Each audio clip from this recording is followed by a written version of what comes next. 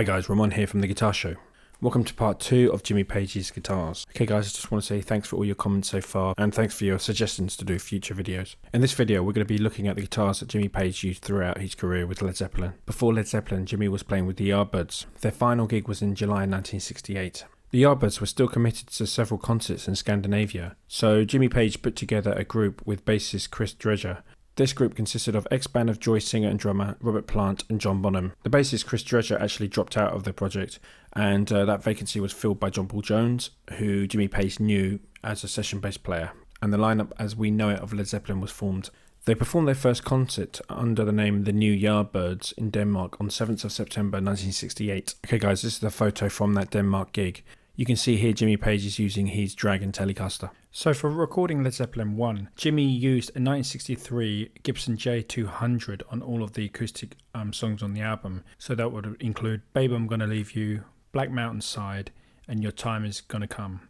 He actually borrowed it from his session pal, Big Jim Sullivan. And Big Jim Sullivan is, who sadly passed away now. He was a really famous character in the London session scene in the 60s, and he's become quite famous since then. Okay, the most famous guitar that Jimmy Page is known for is actually called Number 1, and it is a 1959 Les Paul Standard. So in the beginning of Led Zeppelin, Jimmy was still playing a Telecaster, but he was looking for a Les Paul. He actually purchased the guitar from Joe Walsh, who at the time was the guitar player and singer for James Gang. And that was in 1969 on one of Led Zeppelin's early US tours, when the James Gang were the openers for Led Zeppelin. So in Joe Walsh's own words about the transaction, he said, "I laid it on him and said, try this out. He really liked it. So I gave him a good deal, about $1,200. I had to hand carry it, plus I flew there and everything. So whatever my expenses were, that's what I charged him. I just thought he should have a Les Paul for God's sake." Before Joe Walsh sold the guitar to Jimmy Page, he had the neck shaved down, and apparently it was at this shop in Kenmore, as you can see in the photo. There's been some speculation about the actual year of this guitar because Joe Walsh also got the guitar refinished, and that destroyed the serial number on the back of the headstock. Jimmy changed the original cream cloisons to gold Grover machine tuners, which are kind of more silver now as the gold's flaked off. One of the pots on this guitar has a push-pull mod, so that enables Jimmy to get an out-of-phase sound such as the Peter Green sound on one pickup. There's actually some conflicting information about this switch. Edwin Wilson from the Gibson Custom Shop, when he went to England to examine Jimmy Page's Number 1 guitar, he put a meter on it. He also checked the pickups and found that in the normal middle position, the pickups are actually out of phase, and the switch is only a coil tap. I think the most interesting feature about this guitar is its compound radius neck. So it actually goes in thinner around the 7th fret, and then it goes thicker out on the 1st fret on the other side of the fretboard. Okay, let's talk about Jimmy Page's Number 2.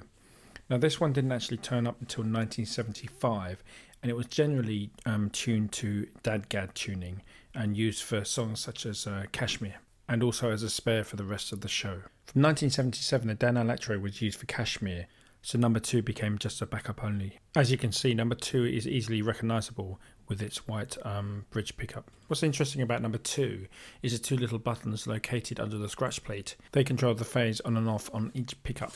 4 push-pull pots were also installed to add the ability of coil splitting each pickup and the option of putting all 4 coils in parallel, and this was done by engineer Steve Holland. The guitar is believed to have been bought in England in 1973. It was used for many years for numbers such as Dazed and Confused, and also Jimmy used a violin bow on it as well. Okay, I've just got a little interesting fact for you. When Gibson released the run of custom shop replicas of Number 2, they weren't allowed to put white bobbins on the bridge pickup because DiMarzio actually have a trademark on that. The next guitar we're going to have a look at is often referred to as Number 3. It's actually in fact a 1969 Gibson Les Paul Deluxe. Jimmy Page actually started using this guitar around August 1970. It took the place of the Gibson Custom guitar with the 3 pickups that was actually stolen on tour. The most interesting feature about this guitar is that it has a Parsons White B-bender installed on it. Okay, this is the Nolan era Les Paul, which means that it has a pancake body, 3-piece neck with a volute. Now there is actually another Les Paul Deluxe style guitar, which also had red metallic paint on it. Now nobody knows exactly what this is. Some people are suggesting it is actually in fact a deluxe from the early 70s or late 60s. but other people have said that it's a gold top from the 50s. So maybe I'm going to do an update video on this and I can get some more information for you. But if you guys know, please leave a comment about this. The song that it was most used for was Over the Hills and Far Away on the 1977 US tour. I'm going to go through a few more acoustic guitars that Jimmy Page owned. This is a Martin D28 Dreadnought acoustic. This was first seen on June 1970, and Jimmy Page also acquired another D28 for the 1977 US tour. This next guitar is a Harmony Sovereign H1260 flat top. It saw a lot of action on Led Zeppelin 3 and sort of was used between 1970 and 1972, especially live as well. This next looking guitar is rather strange. It's called a Genie and it's a 12 string, and it was used to record Tangerine, and it was seen actually on stage between 1971 and 1972. Personally, I've always felt that Jimmy played some really interesting acoustic guitars. This next one is an Eros Model 606 Dakota. This is basically an echo guitar, which is a J45 sort of copy. It was actually used on the song Thank You. Okay guys, I know you're wondering which acoustic guitar did he play the first section of Stairway to Heaven with, and the answer was that was the Harmony guitar. Let's have a look at the Fender guitars that Jimmy used. First off is a 1964 Fender Stratocaster, and as you can see it's got a beautiful sort of colour to it, a Lake Placid blue colour. It was used actually firstly in Earl's Court for the shows there, and on songs such as No Quarter and Over the Hills and Far Away. It was also used on subsequent tours as well later on. This next guitar is a 1953 Fender Telecaster, also known as the Botswana Brown guitar. Jimmy actually picked this guitar up in 1975. He used the guitar for the 1977 USA tour. So an interesting feature about this guitar is it has a rosewood neck. This neck was taken from his first Telecaster that he owned, the 1959 model, which he used on Led Zeppelin 1.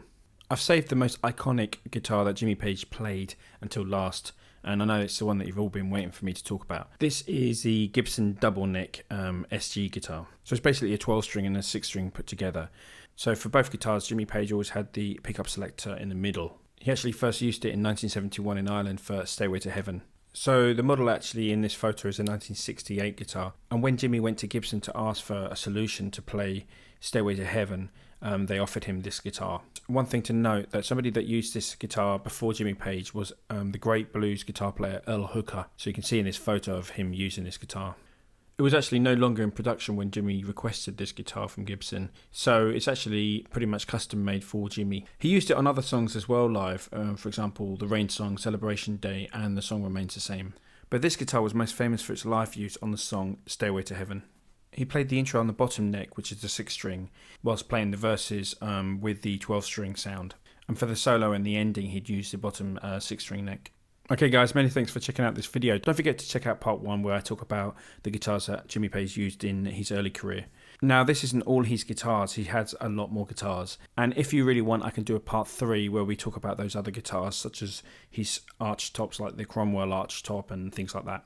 And also his later guitars that he used on No Quarter with the Page and Plant project. So let me know about that in the comments. Also let me know if you know any other facts and information. For example, the other red Les Paul, which we don't really know much about. If you have any information on that, that'd be great if you could put that in the comments.